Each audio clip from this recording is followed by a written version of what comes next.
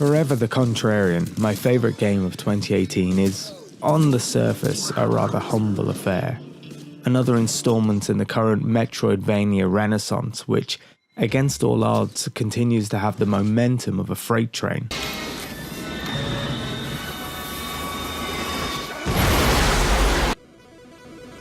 That game is The Messenger, and it's fucking amazing. I could talk about the slick visuals, the incredible music, or the awesome level design, which is challenging at first, but eventually becomes like a fucking roller coaster. But none of these things individually make The Messenger stick out. After all, this game, like many others, leans hard on games that came before it. When you first turn it on, it's obvious that you're on a nostalgia trip. The game oozes in fourth-generation console feels, conjuring up memories of games like Shinobi and Ninja Gaiden, as well as the usual Metroidvania forefathers. This is folded into the game as a feature. There's a central mechanic, or gimmick if you wanted to be unkind. It's been applauded by everyone who's had the pleasure of playing the game. Its story takes place in two distinct time zones, with visuals to match. When you first play the game, you're met by an 8-bit world ruined by periodic demon attacks. But it's in the game's more expansive second half that we're introduced to the lush 32-bit era, evoking games like Rocket Knight and Mega Man X. Again, the game is steeped in nostalgia, evoking lost childhoods in a time where world building was limited to a background, a foreground, and some shimmering textures. And perhaps that would have been enough. Nostalgia seems to sell, even when it's not really doing anything. But the small team at Sabotage Studios wanted to take everything further. As I was playing through the game, I kept thinking about a coffee table book that I'd see from time to time. One of those texts meant to inspire latent creatives, a kind of mix between straight-out advice and a mantra. That book is Steal Like an Artist by Austin Kleon. I'm not here to review the book, but what I liked is that Kleon illustrates his central point with quotes from famous creatives. The point is done to death, but it's a good one. From Da Vinci to Hemingway, T.S. Eliot to Bowie, everyone steals to make art. The important part is what you do with it afterwards. For me, this is where The Messenger leaps far ahead of many other nostalgia bait or pixel art games I've played. The material it mines isn't the product itself.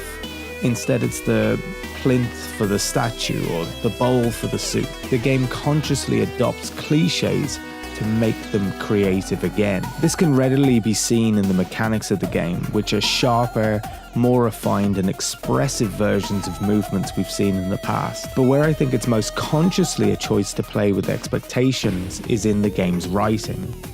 This can be seen almost immediately in the expedient way the game builds its world. At first, this may seem like another nod to the past, where limited cartridge space meant games were light on story. But it becomes clear quite quickly throughout the game's sardonic tone that the reason the game doesn't spend much time building its world, at least early on, is that it knows you know this already. The game is consciously straying into cliches in the same way that a comedian uses our own preconceptions as a setup to a joke. Did you know that only 21% of Americans have gone to university and shot someone? Nowhere is this clearer as a choice on the game maker's part than in the optional dialogue that can be had with the shopkeeper. Again and again, the shopkeeper tells stories that are vaguely familiar to anyone who grew up with Western fairy and morality tales. But at every turn they have been subverted, usually for comic effect, but sometimes to heighten their humanity. It's not impossible to disregard these as humorous side content to the overall experience, but that would be to ignore the obvious parallelism. The story of The Messenger is the story of a constant cycle of heroes repeating the same action again and again but making little headway. It is only when this cycle is broken that there is an opportunity to make real change in the world.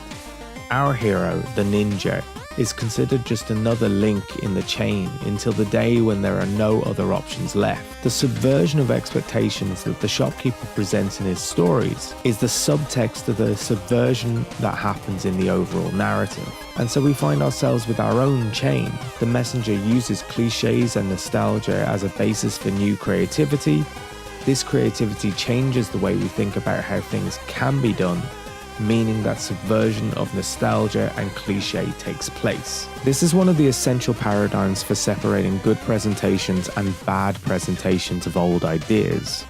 This is also the main point in Still Like an Artist. Use something old to make something new. Now, someone else may look at The Messenger and only see parody, a representation of something twisted just enough to produce comedic effect. I kind of agree, but I do not see this as a criticism. There's a common complaint leveled against stories that they are formulaic, but anyone familiar with The Hero's Journey or Master Plots or the work of Vladimir Prop knows that all stories, even the weirdest, follow a formula. Not only this, but often it is stories that are not outwardly disruptive that offer the greatest opportunities to make a statement.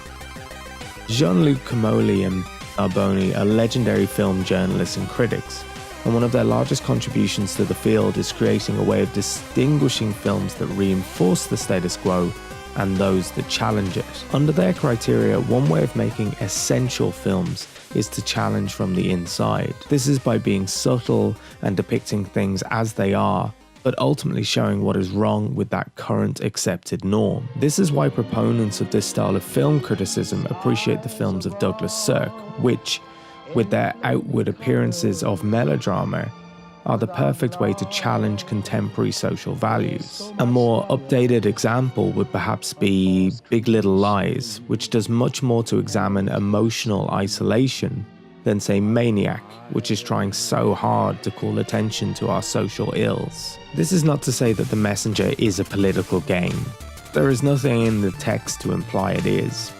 But I would argue that it is the same subtle prodding of the material it depicts that elevates this game from enjoyable to enlightening. It's impossible for me to say how much of this was a conscious decision by the game makers, but clearly some effort went into addressing the way we think about old games and how narrative works. Despite there being so much to love about this game, it is this that I think adds it to the pantheon of meta-narrative dialogues that is going to help us make better games in the future.